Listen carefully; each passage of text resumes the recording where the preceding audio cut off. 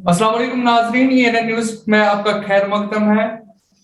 एक तरफ से वादी कश्मीर में कोरोना का कहर लगातार बढ़ता जा रहा है और दूसरी ओर जो है आम आदमी काफी परेशान है क्योंकि सरकार की तरफ से सरकारी अस्पतालों में ओपीडीयां बंद कर दी गई है। इसी मौजू के हवाले से मेरे साथ इस वक्त मौजूद है डॉक्टर राजा मुजफ्फर साहब। इनसे जानेंगे कि कैसे इस मसले को देखते हैं। जी डॉक्टर साहब, आपका खैर मकदम है एएनएन के लाइव ब्रॉडकास्ट में। बहुत बहुत शुक्रिया। जी डॉक्टर साहब, कैसे आप इस मसले को देखते हैं? एक तरफ से कोरोना का कहर लगातार बढ़ता जा रहा है। आज भी जो है जिला श्रीनगर के जेवीसी अस्पताल में काफी भीड़ थी क्योंकि लोग परेशान थे क्योंकि सरकार की तरफ से ओपीडीयां जो है बंद कर दी गई है। जी, ये तो समझ नहीं आ रहा है कि कैसे डिसीजन कैसे लिए जा रहे हैं, क्या लिए जा रहे हैं। जी अफसोस का मसला ये है कि इवन कल बहुत सारी प्रेग्नेंट पेशेंट्स थी, प्रेग्नेंट लेडीज थी जो वहां पे एंटीनेटल कार्ड जिनके पास है, जिनको हर हफ्ता 10 दिन के बाद वहां चेकअप करने जाना होता है, तो उनको भी जो है वहां से वापस किया गया था परसों फ्राइडे को तकरीबन 11:15 बजे। उसमें कुछ पेशेंट्स थे, मुझे वो खुद मिले, खुद उन्होंने बताया कि ये नहीं कि मैंने किसी और से सुना या कहीं से कोई हवा में बात कर रहा हूँ। उन्होंने खुद मुझे बताया कि वो वहां चेकअप के लिए गए थे और अराउंड 12:45 उन्होंने वहां पे ओपीडी गेट बंद कर दिया, बोला कि अब जो है ओपीडी नहीं होगा, आप निकल जाइए वहां से। तो मैं ये सवाल करना चाहूंगा, हुकूमत से पूछना चाहूंगा कि क्या हर जगह ओपीडी बंद किए जाते हैं? तो ये प्रेग्नेंट जो लेडीज हैं, पेशेंट्स, ये कहाँ जाएं? पहले तो सबसे पहली बात है, सरकारी अस्पताल में मतलब वही पेशेंट आते हैं जो गरीब होते हैं। हमारी गरीब आवाम जाए कहाँ पे? क्योंकि प्राइवेट अगर वो किसी गायनेकोलॉजिस्ट के पास जाए, तकरीबन 400-500 रुपये वहां कंसल्टेशन फीस है। फिर वहां पे टेस्ट कराना, अल्ट्रासाउंड कराना, बाकी चीजें कराना, और एक तरफ से कोरोना की महामारी यहाँ पे और तरफ से दूसरी तरफ से बर्फबारी, यहाँ विंटर हुआ और मजदूरों को आजकल काम नहीं है। इवन जो यहाँ प्राइवेट काम करते उनके पास कोई काम नहीं है। लॉकडाउन की वजह से आप जान रहे हैं, मतलब पिछले 2 साल से देख रहे हैं कि क्या हमारी इकोनॉमिक सिचुएशन क्या है, यहाँ पे कारोबार का सिचुएशन क्या है इस वक्त। और उनकी ही जो बीबियां हैं, बहनें हैं, माएँ हैं, उनको जाना पड़ता है वहां पे, तो फिर उनको जो है वहां से निकाल दिया जाता है। फिर बोला जाता है वहां पे कि आप जो है ललदत अस्पताल जाइए। तो अगर ये लोग बोल रहे हैं कि यहाँ पे रश हो जाएगा एक हॉस्पिटल में या डिस्ट्रिक्ट हॉस्पिटल में या जेवीसी जो भी स्किम्स हॉस्पिटल है कहीं पे भी, तो उसका मतलब है कि फिर जो एलडी हॉस्पिटल में बड़ा ही रश हो जाएगा ज्यादा, तो वहां पे तो ज्यादा फैलने का खतरा है ये। तो मैं चाहूंगा कि इनको डिसेंट्रलाइज करना चाहिए। जिस तरीके से ये सब सिस्टम को, हेल्थ सेक्टर को, खासकर ये गायनेकोलॉजी के पेशेंट्स हैं, इसको सेंट्रलाइज कर रहे हैं कि भाई आप सब एलडी जाइए, सब एलडी जाइए, एलडी चलो, एलडी चलो, इसका मतलब वही है। तो फिर एलडी में इतना रश हो जाएगा, वहां पे तो महामारी हो जाएगी, वहां पे ज्यादा खतरा है फैलने का। जी इससे अच्छा था कि डिस्ट्रिक्ट हॉस्पिटल, सब district hospital, primary health centres, वहां पे ये ओपीडीज को स्टार्ट करके रखते, क्योंकि वहां इतना रश नहीं होता है उन छोटे छोटे हॉस्पिटल्स में।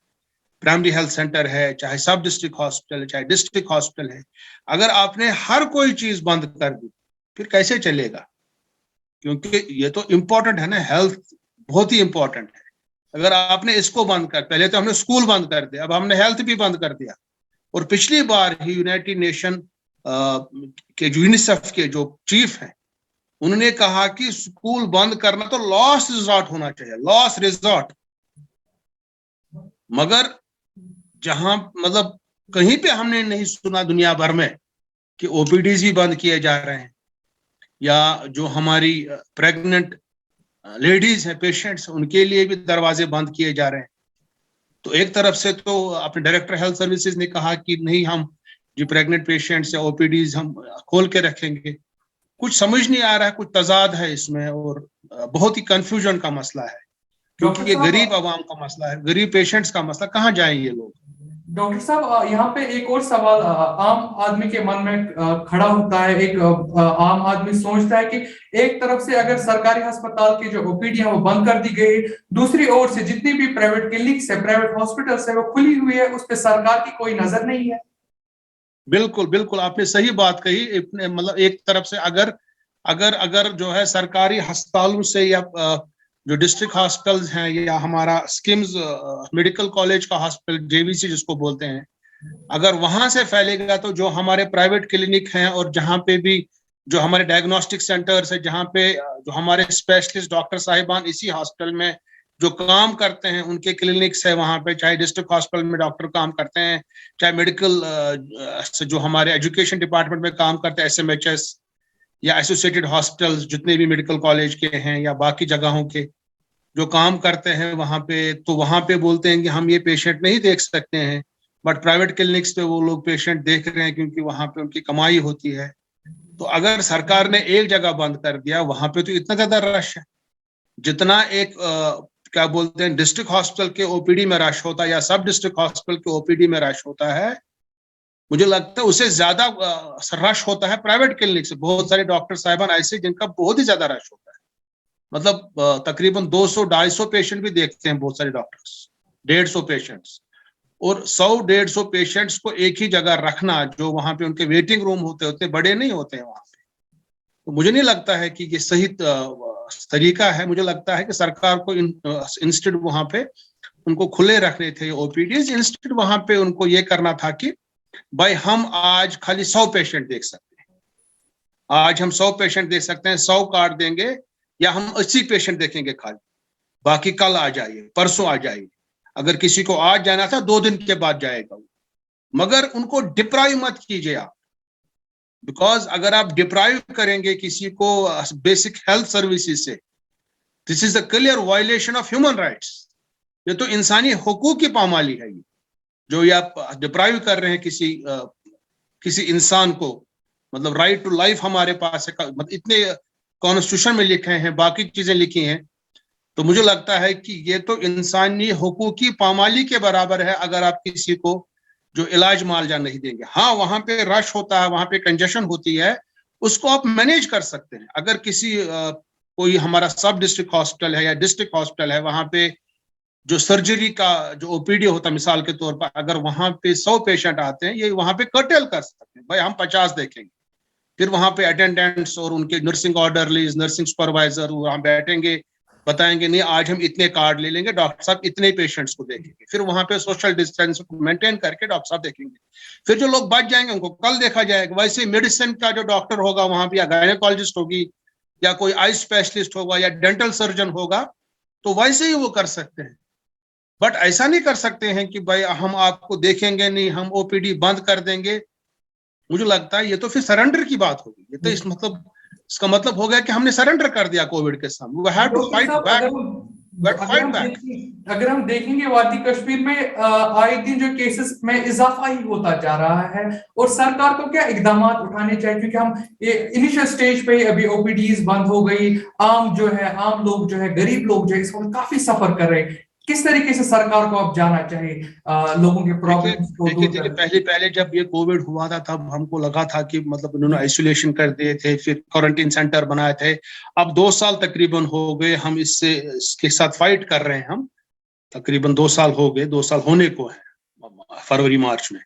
तो मुझे लगता है हमने अब समझ लिया है पूरा इसका मैकेनिज्म कैसा है, कैसे फैलता है, कैसे बचता है इंसान, हमको प्रिकॉशन कैसे लेने। मुझे लगता है सरकार को अब सब चीजें पता है, तो बार बार लॉकडाउन कर देना, फिर वीकली ये कर लेना, कर्फ्यूज कर लेना। देखिए सैटरडे संडे को वीकेंड कर्फ्यू था, ठीक है, मैंने उनके इंटेंशन ठीक हो सकते हैं सरकार के, ऐसा नहीं है कि उनकी इंटेंशन गलत है, इंटेंशन उनका भी यही है कि कोविड ना फैले, ये ना फैले, बट कम से कम मतलब कोई भी डिसीजन जब वो पार्टिसिपेटरी, जब भी कोई डिसीजन ले वो बिल्कुल, जब वो कोई डिसीजन ले कम से कम उसके लिए राउंड टेबल करें, पार्टिसिपेटरी होना चाहिए। उन्होंने 2 दिन का ये कर लिया, सैटरडे संडे को बोला हमने जी वीकेंड कर्फ्यू कर दिया। आज जनाब मंडे थी, आपने देखा कितना रश था आज पूरे शहरी श्रीनगर के अंदर। 12 बजे में गया, 12 बजे उस वक्त और टाइम होता 12:30, मुझे छानपोरा से जाना था जनाब सोरा की तरफ। इट टुक मी 1.5 घंटा मुझे रामबाग से सोरा तक लगा, इतना ज्यादा रश, क्योंकि हमने 2 दिन बंद कर दिया और पूरा रश एक साथ हो गया। जितने भी दुकानों के पास जाना था, किसी को डॉक्टर के पास जाना था, किसी को रिलेटिव से मिलना था, सब लोग एक साथ निकल गए। आज आप देखिए दुकानों पे कितना रश था, आप देखिए गारमेंट्स की दुकानों पे कितना रश था, आप देखिए दवाई की दुकानों पे कितना रश था शहरी श्रीनगर के आसपास में आज। इसका मतलब ये हो गया कि हम इसको मैनेज नहीं कर सकते। मैं चाहूंगा कि सरकार को इसको डिसेंट्रलाइज करना चाहिए, कोशिश करनी चाहिए कि चाहे हमारे ओपीडीज है वो भी चले, इवन हमको स्कूल चलाने हैं, क्योंकि हम अब अफोर्ड नहीं कर सकेंगे। हमको मार्च से इंशाल्लाह मैं चाहूंगा कि सरकार को किसी भी तरीके से अब मार्च से स्कूल, क्योंकि ये कोविड हमारे साथ ही रहने वाला है, पता नहीं कितने साल तक रहेगा, 1 साल और रहेगा, 6 महीने रहेगा। अल्लाह ताला हमको इस अजाब से निकाल दे। बट मुझे लगता है कि कम से कम 1-1.5 साल तो रहेगा ही हमारे साथ। बट इसका मतलब नहीं है कि हम 1.5 साल तक जो है कुर्बानी देते रहे, स्कूल भी बंद कर दें, हॉस्टल भी बंद कर दें, दुकानें भी बंद कर दें, सब कुछ बंद कर दें। हमको फाइट करना है इसके साथ। जी जी डॉक्टर साहब, आप हमेशा लोगों के मसाइल जो है उजागर करते आए हैं, तो आखिर में आप क्या सलाह देना चाहेंगे इंतजामिया को? क्योंकि आम लोग जो है इस वक्त हमारे पास भी कई कॉल्स मौसूल हुई और आपके पास भी यकीनन आई होगी कई ऐसी कॉल्स जिससे काफी परेशान आम लोग थे, क्या कहना चाहेंगे इस पर? देखिए परेशानी इतनी है, मैं क्या बताऊं आपको, मुझे समझ नहीं आ रहा कि हो क्या रहा है। मेरे एक रिलेटिव हैं, उन्होंने 7-8 दिन पहले करवाया था कोविड टेस्ट, उनको खांसी थी, जुकाम था, घर में सबों को आजकल सब अगर आप बताएंगे तो मुझे लगता है मैक्सिमम लोगों को जुकाम और खांसी और आजकल ये होता है, बुखार होता है। उनने कोविड टेस्ट कराया, कोविड का रिपोर्ट नहीं आया 8 दिन तक। उन्होंने परसों फिर नया कोविड टेस्ट कराया 6 दिन के बाद। 6 दिन के बाद जब कोविड टेस्ट कराया तो वो पॉजिटिव आ गया। जब वो वाला रिपोर्ट आ गया 8 दिन के बाद वो नेगेटिव आया। कुछ समझ ही नहीं आ रहा है, एक टेस्ट नेगेटिव आ रहा है, एक टेस्ट पॉजिटिव आ रहा है, किसी को negative. There is a lot of confusion, मतलब अभी भी कंफ्यूजन है, टेस्टिंग में कंफ्यूजन है। टेस्टिंग जो हो रही है उसको पता नहीं है कि क्या सच में ये पॉजिटिव है कि नहीं है। तो मुझे लगता है कि जो है इसमें सरकार को संजीदगी रखनी चाहिए, और जो ये लॉकडाउन करते हैं या ये क्या वो वीकेंड कर्फ्यूज जो करते हैं, उससे 2 दिन तक रश कम हो जाता है। फिर जब मंडे ट्यूसडे उसमें रश बढ़ जाता है और फिर वो हो जाता है। तो अगर हम उन 2 दिनों तक वो कम करें, हम वो वीकेंड कर्फ्यूज न करें, मुझे लगता है कि फिर वो रश जो है कम होता जाएगा। बट उससे क्या होता है, उससे ये हो जाता है, the same is the case with this OPTs. हमने ओपीडी बंद कर दिए, फिर पूरा रश एलडी में चला गया, पूरा रश प्राइवेट क्लिनिक्स पे चला गया, और प्राइवेट क्लिनिक्स पे भी खतरा है। तो मैं चाहूंगा कि सरकार को जो है इन चीजों के बारे में पूरी तरह से क्या बोलते हैं सोचना चाहिए, और मशवरा करके ही कोई भी डिसीजन को लेना चाहिए।